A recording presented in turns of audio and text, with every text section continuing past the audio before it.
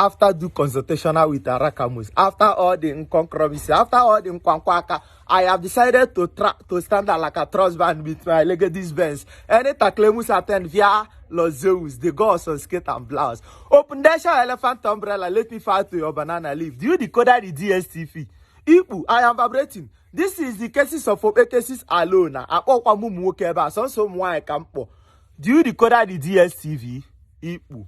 Oh, we enjoy Guamuanya, Chiamaka, Chinonye, Juliet, Jennifer, Ifeyunwa, Bianca, Yaya, you mafun naza, ma dobio, ma kosarao, ma chinyaka, we send to Unukampo meeting number da. Do you decode that?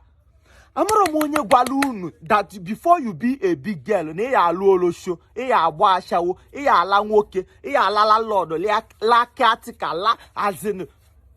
Why I jilamu meet up? I am vibrating. It shall never be kingdom. Tell you why my Niger Delta Opteco. I'm not laughing Jakarta or Hollandia yogurt. If you try me na wolos, I will dima. I am vibrating. A girl, a mom, my toge, malauko. Jesus Christ, a malife chukumeloge. A marife chukumeloge. Ko walu no so woke ne nwego. Why ne nwego? Why ne nwego? Why you wear 1 million naira na account? If you come work a senior so ali in Gigi, Jesus Christ, in if we have a bankatana wine will ego. If one no, I want boom work, then you go to wine, Macano will ego. Kiki a senior use iPhone 12 Pro Max, where Brazil head, where Bone Street, or when I've been commissia battle, or bullying the Gigelamo. For how long came me as in order so going? Let that iPhone 12 Pro Max, Leia, will I go look at?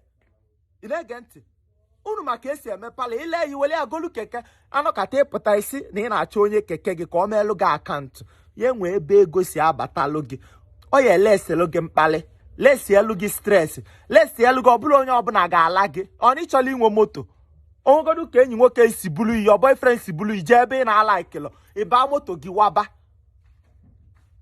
ihe enwe ife nke onwe gị na-eme ka ọ yala ịba anọkata ndị be di gị asị na ọ gị melụ na nwa fada enyefe ego ị na-alụ mkpali inwe isi na-enwe onye nwegodu wee nwunye di ga na-enye gị ma ụmụnne di gị amasị na gị mee na nwa fa nwoke ada enyezife ego inwe a respect ka onye gwalu okay now let me tell you one thing you don't know. Nwaanyị unu bụ ụmụ nwaanyị na-aka enweta favor kalie nwoke nwaanyị ka nọ dị na 99% inwe ego kalie nwoke sipotin ihe eme iwe ike ije ebe a na-alụ ụlọ kịta ọ bụ na ịma gift chukwu nyere nwaanyị sọnsọ smile ahụ na-adị na smile azịna ọ bụ na ịma gift dị na ya ịma na amụ amụ n'efu ụzọ na-ekwela ọgịga kịta nwaanyị mụọ amụ ụzọ ahụ aga ihe nwoke na-achọla ime nwaanyị si ya baby please no oh please do this nwoke eme ya isi a gift ịma nchenji nwa ya ọ chukwu nyere ya nwaanyị mana nwoke nwere ike ịyọ biko one year ma mmeli ya ọ chọọ eme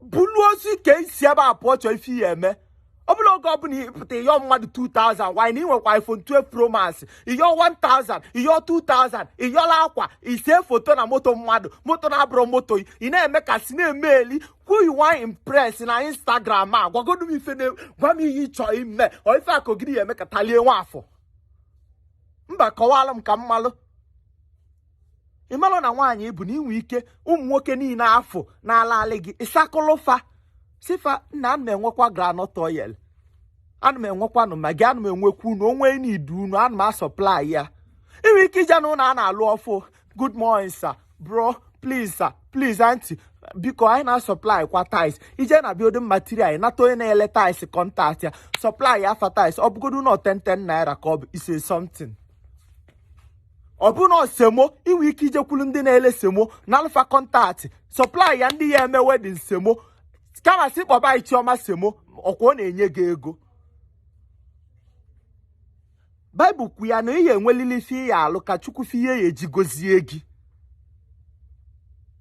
ebe ị na-enweli iru wee na-agba akwụna ihe lee iru gị aweli ahụ zụlụọ maka Chukwu ka m na-agwa gị